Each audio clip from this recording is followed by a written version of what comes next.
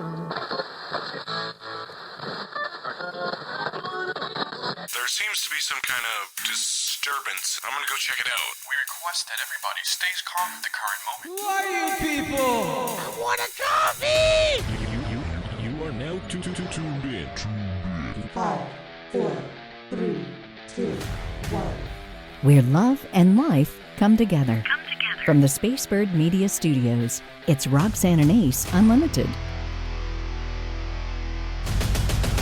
Welcome to yet another edition of Roxanne and Ace Unlimited. We like to be unlimited, don't we, Ace? Yes, please don't put me in a box or shackle and chain me. I can't do that. Like, I'm not a 9-to-5 guy. Like, after years of us doing mornings, let me be free. So we're glad to be a part of your week each and every Friday. Thanks for subscribing, following, and liking us, as well as we want to say thanks to My Brother's Cup and Birmingham Mortgage Group as we catch up on what's been happening this week.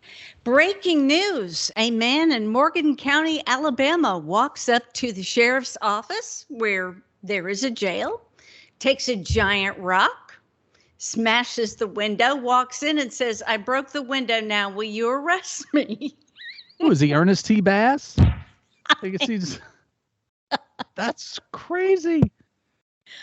Who's he running from? Like, what's so bad at home that's how you want to be? Hey, what are you in for? I broke the window. Like, is that what happens? Well, wow. They have a Facebook page and people have been having a field day with it. They were like, wow, they get a little bit too hot. I mean, it was 100 degrees this week. Did he need some AC? I mean, it's just crazy. Yeah. I mean, the heat does make you do crazy, weird things, like maybe go outside with a little less clothes than probably you normally would just because it sticks to you. But I have to applaud my wife, though, because she loves to run and she has not let this summer stop her from getting in her runs. Now, she says the great thing is, she said, I must be all alone in my thoughts because no one is at the park. I was like, babe, unless the ice cream man's coming, nobody's going to the park this summer. So I don't know how people manage. Like, I wait for the rain and then I just dance around in the puddles because it's too much. That's dedication, let me tell you. I mean, that is dedication. How do we go about sharing our faith with friends? A lot of people grew up in church, and so their friend circle pretty much is already committed believers. And so they really don't spend a lot of time with evangelizing among their circle. Yeah. And a woman writes when she went to college and had this giant clash with all these different cultures and religions and races, it opened her mind to how would the Lord want her to share her faith. And she came to a conclusion that I think is really interesting. She believes the best way to go about it is to love your neighbor radically, however that looks in that moment. Yeah. Well, and I think it's important whether it's people in your church or it's people, that live next door to you or you shop with or work with, like know enough about what's happening in their life so that when they're going through something, you can either be an empathetic ear, you can be a prayer warrior for them and intercede for them, or if nothing else, talk about maybe like struggles and solutions that God presented for you. And your evangelism just comes out by your own story. You don't have to have 3 degrees in theology to be able to, dispense any wisdoms about your faith.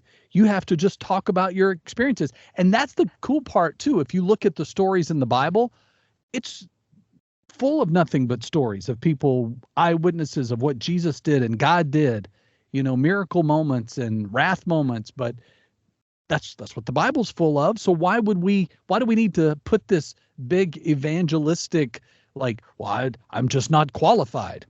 Says who? Jesus picked 12 guys from the field. There was no, Southern seminary of any kind, to go through back then. You put on your best sandals and you tried to keep up. It's like, there was nothing to write it down. You didn't have your phone. You couldn't take selfies. Me and Jesus at the grave, So I love the idea of being able to love people where they're at, because if nothing else, you just make yourself available. What is the thing that you wish someone had done for you when you were hurting, Well, why doesn't the church reach out to me? And that's not for me to decide. But if you are close enough, that's why we go to church, so people are aware of what's happening in your life, and then you get fed in the process. Well, as a sweet story, I had a neighbor whose weeds and grass had grown like over knee high.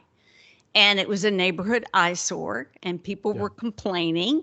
And I was out mowing my front lawn and thought, how hard would it be for me to just jump over there and just mow it? I don't think she's home, and I'm not going to ask. And if she's offended or angry, it's her property. I don't know. I'll tell her something. Yeah. So I went over there and I mowed it, and it was a task, and it was hot. And here she comes. I'm like, oh, she might scream at me. I'm in her lawn. We haven't met.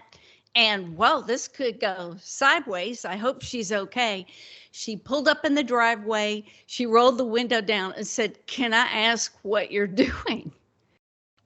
And I said, I'm mowing your lawn. She said, why would you do that? And I said, I really kind of feel like the Lord kind of prompted me to just, do something.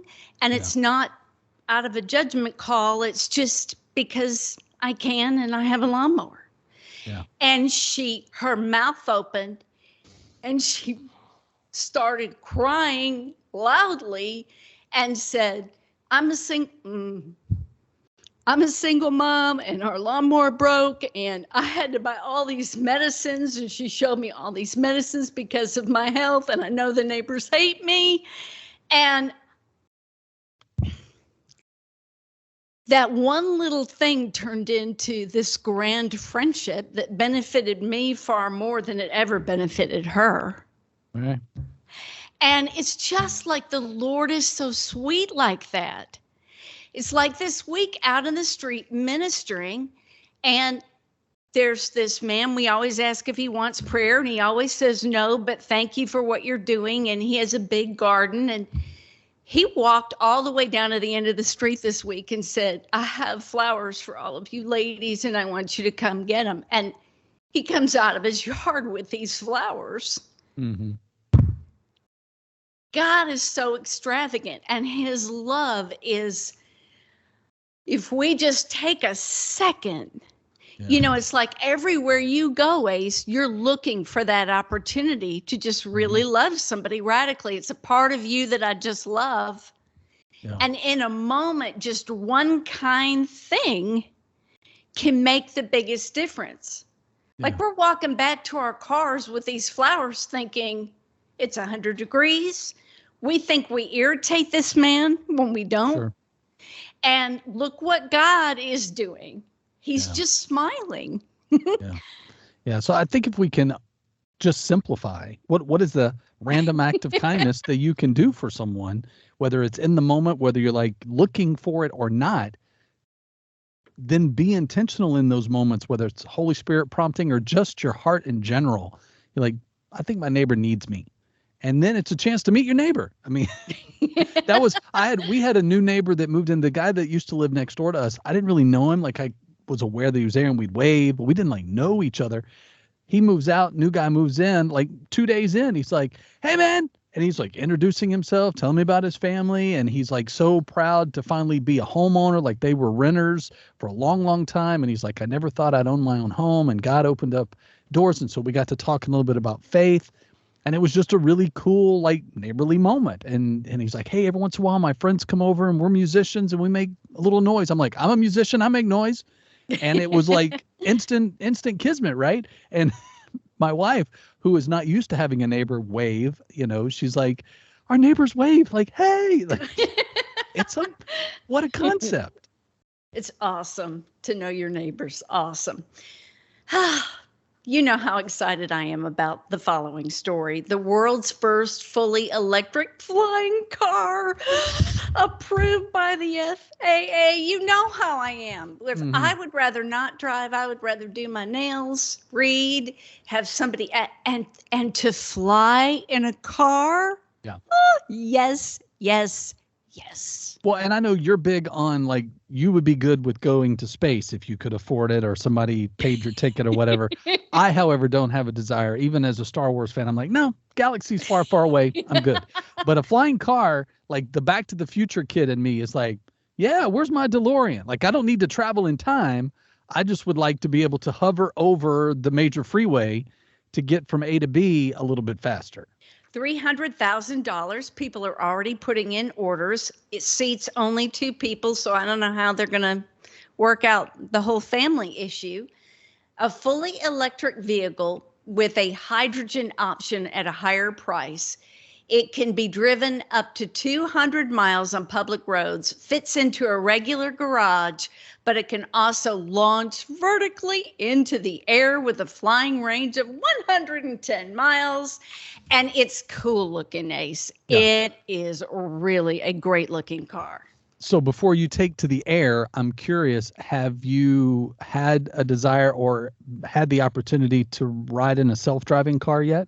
No. Have you? No, I haven't. Oh, I want to. So I was talking bad. with some friends about it this week, and they're like, I'm going to go down to the test lot and, just see what it's like. I'm like, let me know how it is. Do a Facebook Live. That way, if that's the way you go, then we can sell. Woo! They took one for the team.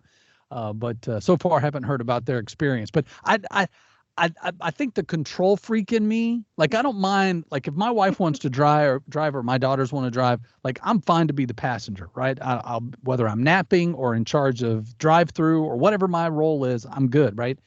But to be in a car alone while technology is taking me, I'm not sure that I'm there yet. Like, I'm excited that it's there, but if we have phone updates, every 6 months because there's a bug in the OS system, I need the bugs to be worked out of the kinks on the self-driving car before I'm like, hey, let's go to auto Uber and have a good night, permanent DD, whatever you want to use them for, Yeah, you'd want to grab the wheel, at the last minute, like, oh, this isn't working out really well. But if you do that, are you going to crash? It's just, yeah, I'm with you on the whole control thing. If you really want a healthy relationship, you need to say goodbye to these behaviors, assuming that you know what your partner is thinking and feeling. And, when we've been with somebody a long time, we do pretty much have a good idea of how they might be feeling. But when we make assumptions, it gets us in trouble. Well, and I'm totally going to out myself because I know it's one of my weaknesses with my wife is I will, like, if she gives me, like, if there's something that at one point in time she wasn't excited about, whether that's like a food I made or a show or a movie that I wanted to watch, and she was like, not right now. In my mind, and I don't know why I do this, I put her in a box of like, well, I know you really don't want to do this, so it's okay if I go by myself, or it's okay if I watch this by myself. And she's like, will you stop doing that? Stop telling me how I feel or think about that particular thing. So I'm trying to be better, but it does get me in trouble. If like I have to catch myself now. I've been married long enough. I should go, self-editing is, that makes marriages last longer. Say the second thing you thought of, not the first thing you thought of. Exactly. Don't hold a grudge. I think that's a given. Complaining and being negative. I think we want to be at ease with somebody and we want to get things off our back. But misery kind of loves company. And then when you're both, the mood is here and it's here because you're unloading things. And if it takes a while to unload it and it's super negative. Yep. Well, do you and Wayne, like, if you're having a situation that's affecting the two of you, it's not necessarily that either one of you have done anything, but you kind of take it out on each other because of the situation rather than like you're not mad at Wayne. It's just like the situation that's affecting you both. So he's the closest proximity to you and it is affecting him as well. So it just kind of comes out and you're like, hey, sorry, I let you have it. I'm not mad at you. I'm mad at the situation. Have you had those moments? Oh, I would be more guilty than him of that. Okay. Because he tends to really be a positive person. Thank goodness, where I can get into a funk. I try not to get into too many funks. And luckily he doesn't irritate me further if I'm in a funk. He'll do something sweet and it helps me get out of it. How about you? Yeah. I mean, I tend to be on the, like, I'm too much of a hopeaholic. Like if my wife's in a weird headspace or if something's happening, first of all, I try not to fix it because, again, husbands, our job is not to fix what's happening. It's to collectively work on something. And if she asks, what would you do in this situation? Then I'll say, well, this is my first instinct. But if she doesn't ask, my job is just to listen. Now, if it's something that's affecting both of us, then we'll collectively work on it. I'll say, well, here's what I'm thinking. What do you think of that? And then she'll go, no, I don't like that. What if we do this instead? I go, okay, well, I like that. Or no, I don't like that. Well, what's option C? And then we just kind of plan it out because you know this about me. I tend to be like, okay, what is God saying to us about the situation? Where is our peace moving forward? Where is our joy? And if anything's robbed in the decision we're making, then that is too expensive of a conversation or a decision we're making. So we back up and sometimes we punt or we really wait in situations, but we've had our moments where it's like, you misinterpret or misread what the other one is saying or doing, and then you have to go back and eat crow. But I'm reading a book right now about the conversation is the relationship. It's when you stop talking or you feel like you're going to have a conversation and it'll just lead to conflict, so you choose not to have the conversation. Mm-hmm. You have to be real. You have to be genuine. You have to be you, and you have to address it. The conversation is the relationship. I think that's really good. And you guys obviously are hashing through things, and that's the best way to go about it. Well, one thing you don't have to ever argue about is Birmingham Mortgage Group and our great friend, Turan Newell. He is friends with a lot of my friends, and I'll tell you what, Ace, he says the most positive things about people. Mm-hmm. And I love that about him. And the friendships he makes, I mean, he's done somebody's mortgage and people are still calling him to talk about life or to get him to pray. Yeah. That's how fabulous this man is. Yeah. Well, and I think that's the thing is you want someone you can trust. You want someone that, you feel like it's a friend helping you. It's not a business transaction. He's like family, and he's there for you, whether you're getting your first home or you're refinancing so you can pay down or pay off. Lots of opportunities and programs that Turan, I think he's got an inside scoop that nobody else has, which is what I know helped a lot of families that's in our circles as well as us to get into our home. And so if you are looking to do so, is it a first-time mortgage, a refi, whatever it might be, just find out what number you qualify for, and then you can get giddy. So Turan will be happy to help you out. You can go to bhammortgage.com or call him at 205-259-1656. We must deal with that terrible thing called the tongue, and the Bible has a lot to say about the words that we speak.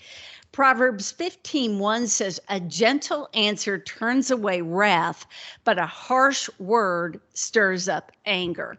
How many times have you maybe been in traffic and somebody's being really ugly or really crazy, and there's a part of you that's like, game on.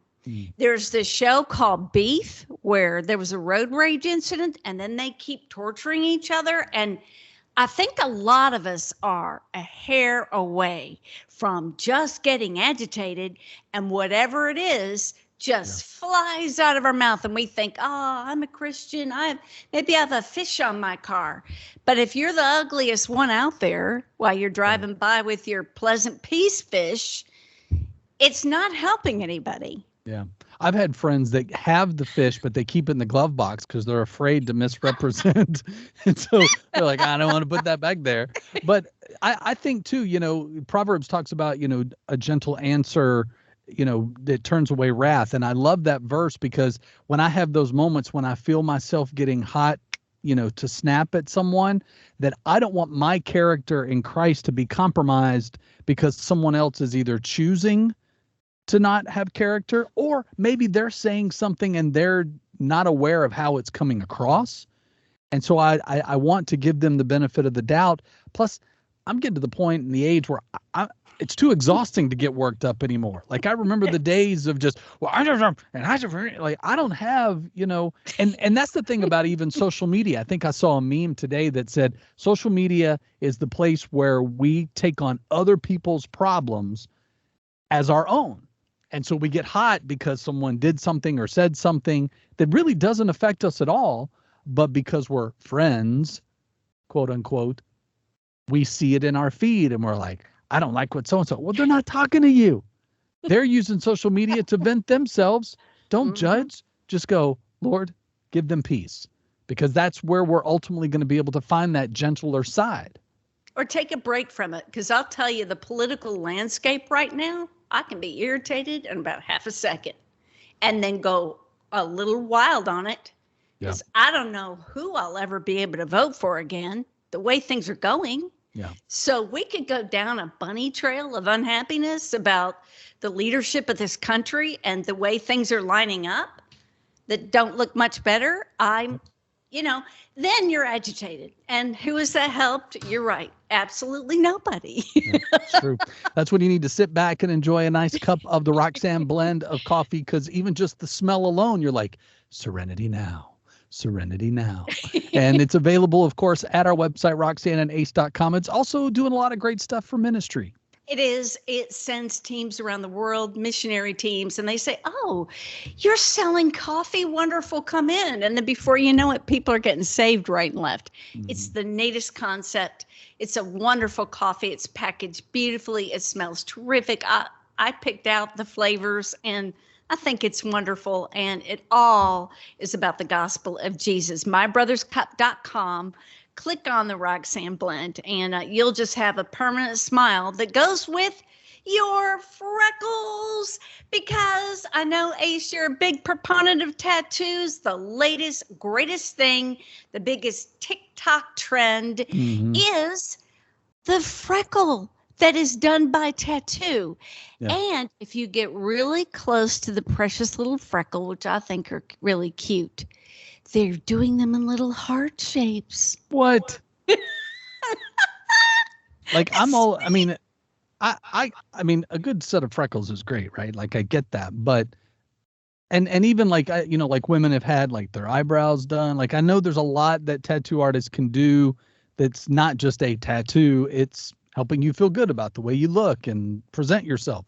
But a heart, like, I don't know that. I mean, you're a close talker, so you don't mind. Let me look at them freckles. I'd say, oh yeah. Yeah. I'd be like, I don't need to get that close. I appreciate that that's your tattoo or that you like it, but as a tattoo artist, I will applaud them in the fact that they're making it creative, that it's not just deep, it's not just, connect the dots and it, makes the Big Dipper or something.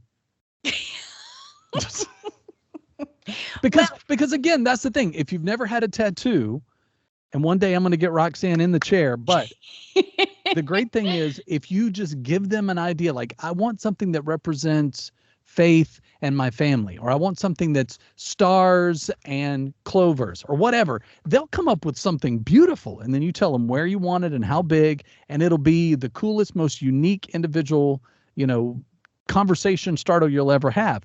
But freckles, I don't know. Just saying. Let me ask you, you have a lot of tattoos. Where was the most painful place that you got one? My elbow. I have a flame down my arm. So the one of the fire flames, like the point of it is right on my elbow. And so going over that over and over again with black and orange and red, like after a while I was like, dude, go somewhere else. Like, give me a minute. He's like, all right, sorry. So he goes up to the nerves on my hand because it's on my hand. And he goes to like right there. I'm like, all right, now you're just being a jerk. He's like, you wanted the tattoo. I was like, it's true. I did. And I'm glad I have it. But in that, it's just kind of like, okay, try to find. But I will say, again, going back to if you're a first timer, getting it in a place where there's like muscle. So, like on the back of your shoulder or on your arm. Even the inside of your arm is not terrible unless it's like maybe underneath. That can be a little sensitive, but a really good tattoo artist will make you as comfortable as possible. They'll make sure that you're not just, riling in pain and wetting your pants, But they can't ice it down. No. Right? No. Yeah, because it would mess with the skin and then the ink wouldn't take. So there's a lot of that. But I will say, and I guess this is me outing myself on a little bit. There's something about the smell and the sting, because really, like, if you've ever had, remember when you were a kid and people would come up and take like 3 fingers and like smack, right on the arm, and you're like, okay, that feeling is what a tattoo feels like to me. And there's just something, I don't know if it's sadomastic, that's not even the word, but the word I'm looking for, it feels like hurts so good. Come on, baby. Exactly. Yeah. It hurts so good. It's a pain that's like, oh yeah, that's good. I remember that. Until it gets to a point where you're like, actually, I'm so old. Okay, I'm gonna out myself.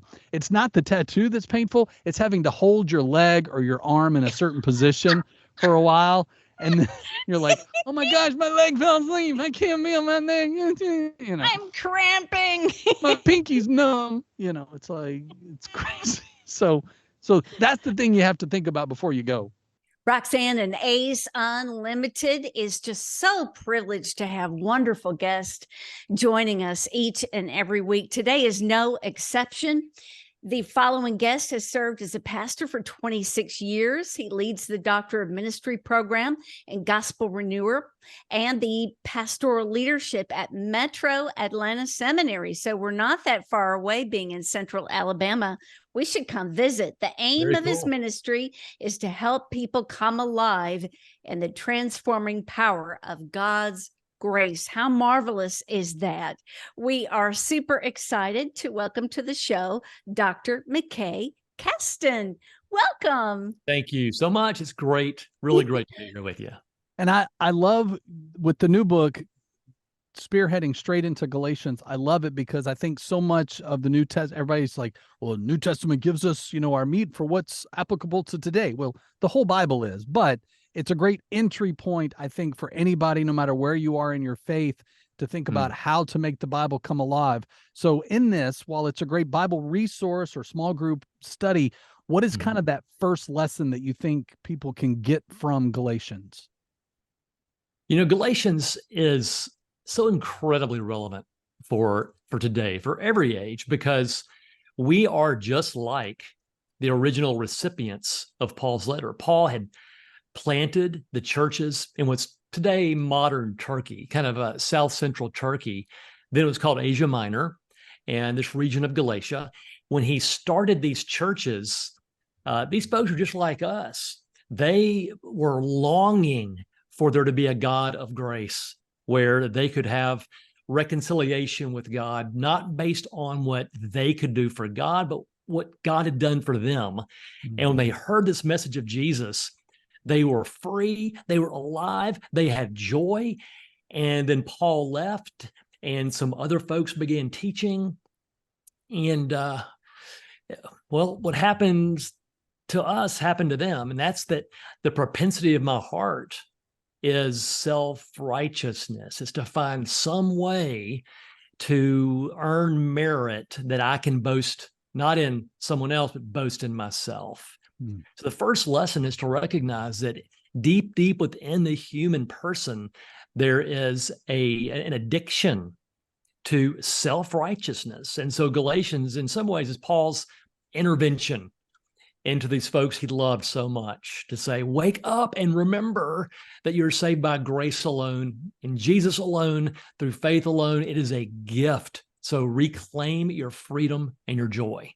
Wasn't Paul like the master coach? Because he could correct you, but he was just so great at empowering others to do so well. And I think we feel that when we read Galatians. Yeah, it's one of his harder letters because he comes out saying, this is a problem.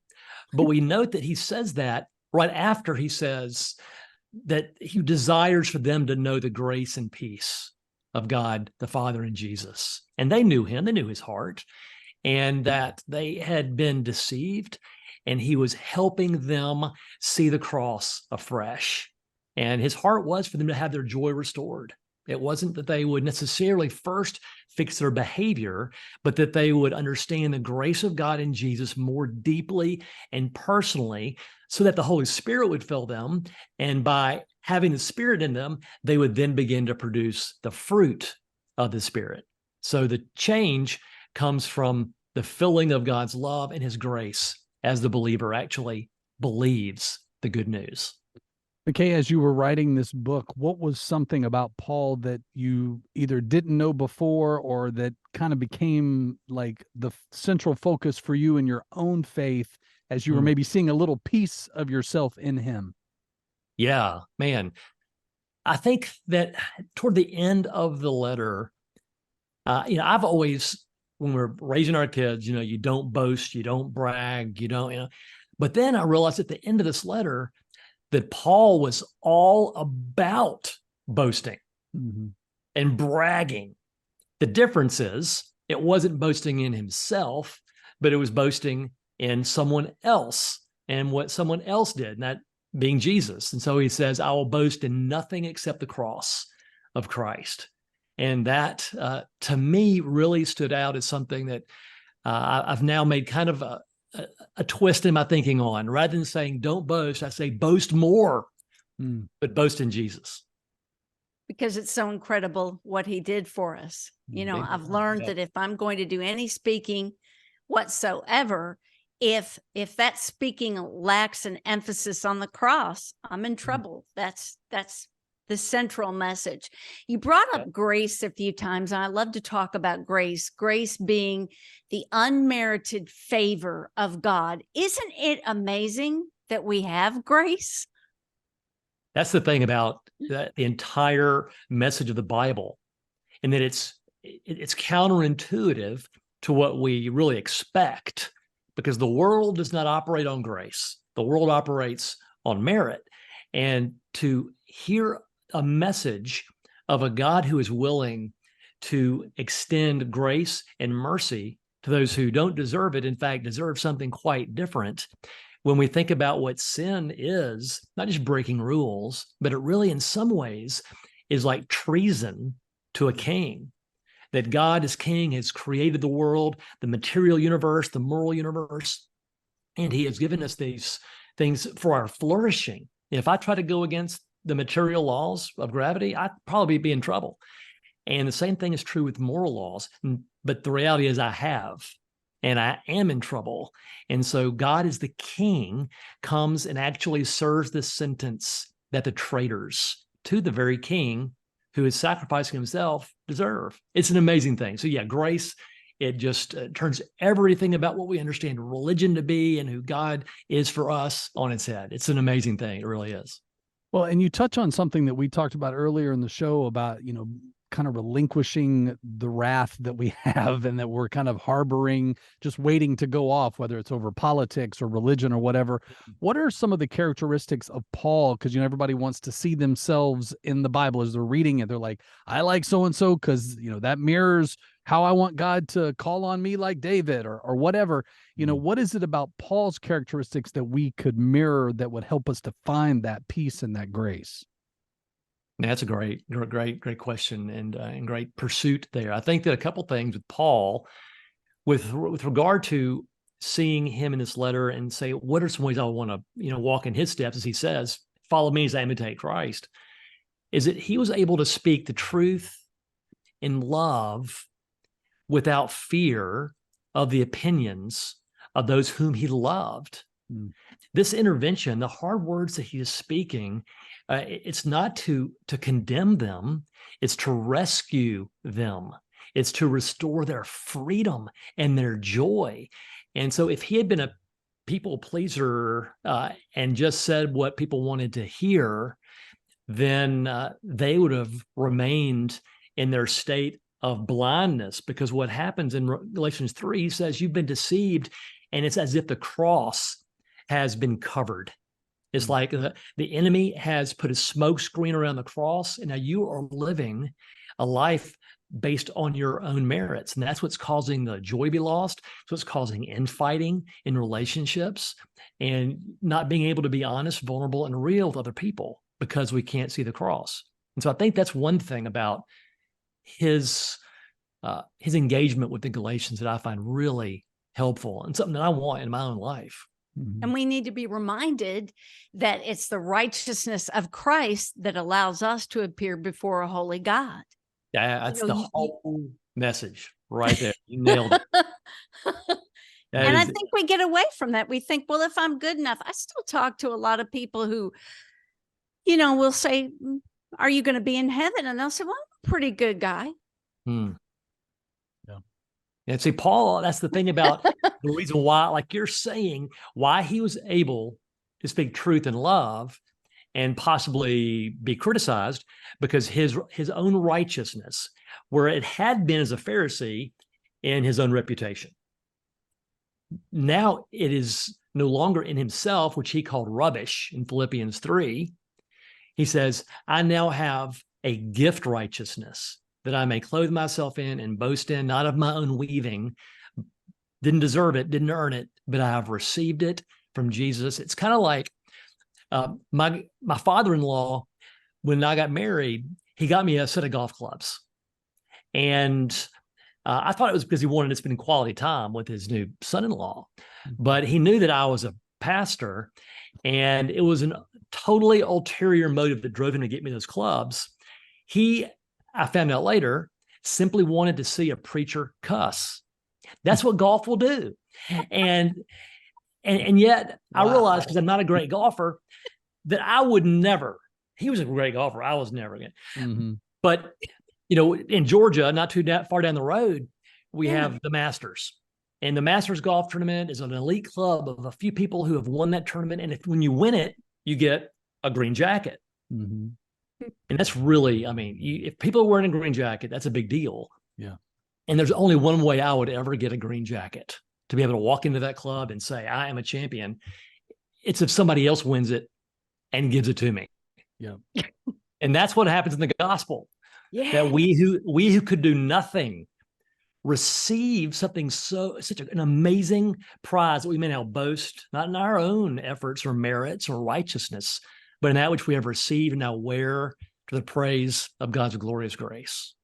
Well, and I have never heard it put that way. And that is something I want to share. That's remarkable. It's true. Yeah. Ace, we can both have green jackets. I'm down. I like a good blazer, so I have no problem with that. So before we let you go, McKay, on that same vein, as we talk about, boasting in the Lord, I've also heard pastors say the great thing about our faith is that we can boast in our weaknesses. And I love that Paul's letters he outs us on all of the things that are weak. And he's just talking to the Galatians. We are all who he's talking to. But I love the idea of boasting in our weaknesses so that people know why we need our faith. These are things of my flesh that I can't fix on my own, because I would do it with drugs or food or, codependency or whatever. I need the Lord to keep me from being so full of myself in this thing that's got me down. So I love the idea of being bold like Paul, but then saying, hey, yeah, this is what I suck at, Yeah, and that was unusual for him. He didn't want to have to come in and do that, obviously. But there are times when he saw the heart of the gospel in someone's life, stealing their freedom and their joy. When out of true love, he would come alongside. And he was one who was, Romans 7, he is totally willing to say, look, and in 1 Timothy, I'm the chief, I'm the worst. I'm the model of the person that required Jesus to shed his blood for. Chief of sinners. I'm the foremost. And I think that learning the lesson of boasting in weakness is kind of the other side of boasting in Jesus. That if I'm boasting in myself, I can't boast in Jesus too. And if I'm boasting in Jesus, then hey, there's freedom. Yeah. Amen. Oh, that's so good. Yeah. He has written a book called Galatians, Navigating Life in View of the Cross. You're going to want a copy of it. How can people connect with you, Dr. McKay Caston? Hey, McKayCaston.com. Check me out. Love to see you. Hey, McKay, we appreciate your insights and wisdoms. We look forward to having you back. Hey, thanks, y'all, so much. Wow. Well, I know you're a food guy, and so there is food news I want to share with you. Chick-fil-A. I know you love Chick-fil-A. By the end of the month, you can enjoy a new sandwich. It is the honey pepper pimento cheese sandwich. Now, that does sound really good to me. See, I'm not a pimento cheese guy, so I you're don't know that not? I will try this. Yeah. And I'm all about, add to your menu, try things. I mean, when they came out with the spicy chicken sandwich, I'm like, yes, never take this away from me. Even the TikTok concoctions where people like take the mac and cheese and the hot sauce and the chicken and throw it in the little pouch and shake it up and then eat it. Like, I can get on board for all the different variations, but there's something about the consistency of pimento cheese that makes me just, I want to barf. I can't do it. And the whole, what is it, Burger King doing the all cheese burger? Yes, 20 slices of American cheese on a bun, no sauce, no meat. Can't do it. I wouldn't go to the bathroom for a year, but that's a subject for another day. Sorry. Boy, we are unlimited tonight, that's for sure. But that's the first thing I thought of was, wow, that'd be a permanent way to be have a disturbing issue. Yeah. And this thing is caught on. Who wants to eat that? And then everybody has to exaggerate. And so somebody did one with 40 slices of cheese. And the patience you'd have to have if you're opening all those wrappers. Right. That's when I feel like someone would spit in my food. He wants 40 slices. Here you go. Talk about being angry and disgruntled. That would do it for sure. Well, we appreciate you hanging out with us. Always a blast, and hopefully you learned a little something and maybe got something to add to your menu for the fall. Woohoo! Labor Day trends for us all. But we'll see you again next week. Make sure to like, subscribe, and follow. Say thanks to My Brother's Cup and Birmingham Mortgage Group for being a part of the show. Roxanne, I love you. Love you, bunches. You've been listening to Roxanne and Ace Unlimited. To make sure you don't miss future shows, you can subscribe anywhere you like to podcast and catch up on anything you've missed. Find out more at RoxanneandAce.com. Roxanne and Ace Unlimited is a production of Spacebird Media.